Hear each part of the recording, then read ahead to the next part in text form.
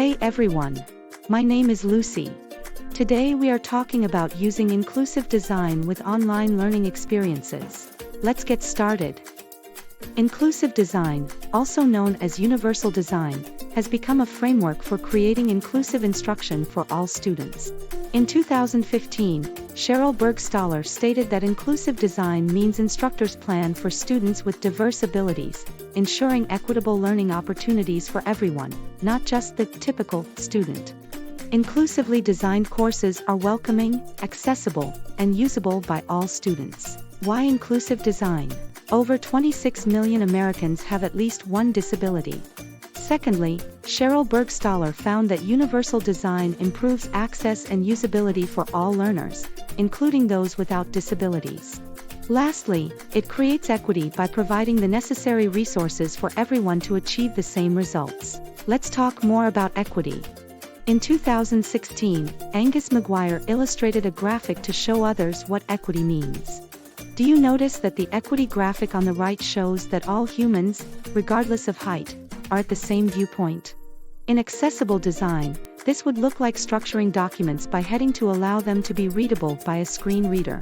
Or perhaps, providing alt text so that those who are blind can understand the image in a paper. Barriers arise when learning designs are not inclusive.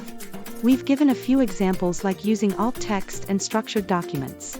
Another common barrier is the lack of captions, which makes videos inaccessible to deaf students, as noted by Sheryl Burgstahler in 2015. Other barriers include vague link labels like "click here," which confuse screen reader users. Learners with limited mobility also rely on keyboard navigation. Poorly structured documents and websites hinder this. In addition to the ease and flow of daily life, accessibility and inclusive design provides equity for all learners to succeed. Learners are not all the same, nor should they be. Let's discuss a few examples. In 2010, Wink, Gass, and Sidorenko found that captions help second language learners by increasing attention, improving vocabulary processing, and reinforcing knowledge. Additionally, learners might use screen readers to prevent blue light-inducing migraines. Lastly, providing various formats during the learning experience, such as downloadable documents and audio recordings, offers learners the flexibility to engage with content in different environments, like listening to research articles at work or on the subway. Let's discuss practical, inclusive learning design. The Web Content Accessibility Guidelines, WCAG, provides solutions to ensure equity in online learning. WCAG is based on 4 principles: perceivable, operational, understanding, and robust. In short, they are called the POUR principles. Today, we'll focus on the first principle, perceivable. Here, you can see an infographic about the POUR guidelines. The perceivable principle ensures all learners can access information. This includes providing captions, alt text, clear color contrast, and readable text spacing. In addition, provide text transcripts for videos and audio, structured properly with headings for screen readers. So, besides the POUR principles, how else do we improve accessibility in learning designs? That's where accessibility evaluations come in. In 2024, Dr. Angel Morgan from Arizona State University tells us that accessibility evaluations identify and help remove barriers for learners with disabilities. In addition, this can prevent new barriers. Evaluations improve the learning experience by implementing inclusive design and enhance the credibility and professionalism of online learning programs. Learning designers often struggle to identify accessibility needs objectively. Fortunately, many resources are available for accessibility evaluation. The W3C offers accessibility checks that can be bookmarked in any web browser. Visit W3C Easy Checks, scroll to Image Alternative Text, and drag it to your bookmarks.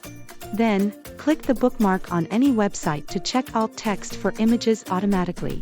A pop-up window will appear to reveal the results and resources. Shown here is a recent accessibility evaluation. It revealed a significant issue with color contrast, particularly in the text on graphics at the top of each page. Here's what it looks like. Notice how hard it is to read the text on the graphic. The color contrast is too low. We need higher contrast for better readability, like this. So, How did we figure out that color contrast failed? Use the WebAIM Color Contrast Checker. Go to the WebAIM website and scroll down to Contrast Checker. Place the online learning tool on one side of your screen and the WebAIM checker on the other. The foreground is the text color, and the background is the background color. Click the rectangular foreground color picker, then the eyedropper icon. Select the text you're evaluating on the right side of the screen. Repeat this step for the background color. Notice if the color contrast fails in the checks below. To fix it, I selected a lighter text color and a darker background color until I found a combination that passed the WCAG guidelines, staying within the GreenPath brand colors. Why does this matter? People with vision loss, like colorblindness, need high contrast to see clearly. It also helps learners with blurry vision or difficulty reading. Using contrast improves the experience for all learners, making it inclusive. In 2018, Sheryl Burgstahler stated that when universal design principles are applied, products can be used by people with a variety of characteristics. Let's recap barriers. Universal design helps counteract barriers in online learning. In 2021, Sheryl Burgstahler stated that universal design for learning uses flexible materials to accommodate different abilities. For example, Module 1 had a barrier where students struggled to discuss what they learned.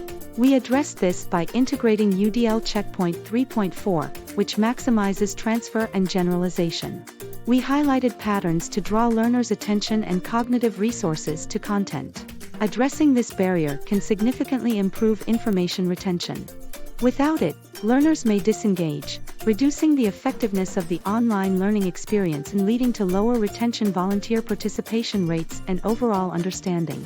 Let's discuss culture in online learning.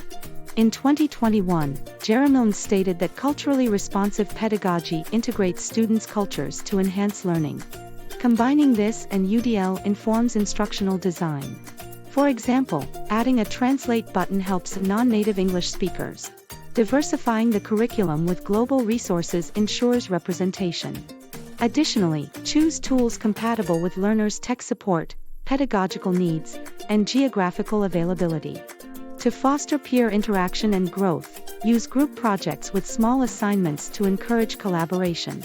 Student-led discussions also help shift from an individual to a group mindset, encouraging inclusivity. Let's recap. Inclusive design benefits all learners, regardless of disability or culture. This shifted my perspective on designing for inclusivity. I now implement inclusive design elements like captions, alt text, transcripts, and diverse instructional methods in all my projects. I use resources like W3C accessibility checkpoints, the WCAG website, barriers with UDL guideline, and tools like the WebAIM Color Contrast Checker. I aim to create learning designs that support all learners and offer hope to those who face challenges in online learning.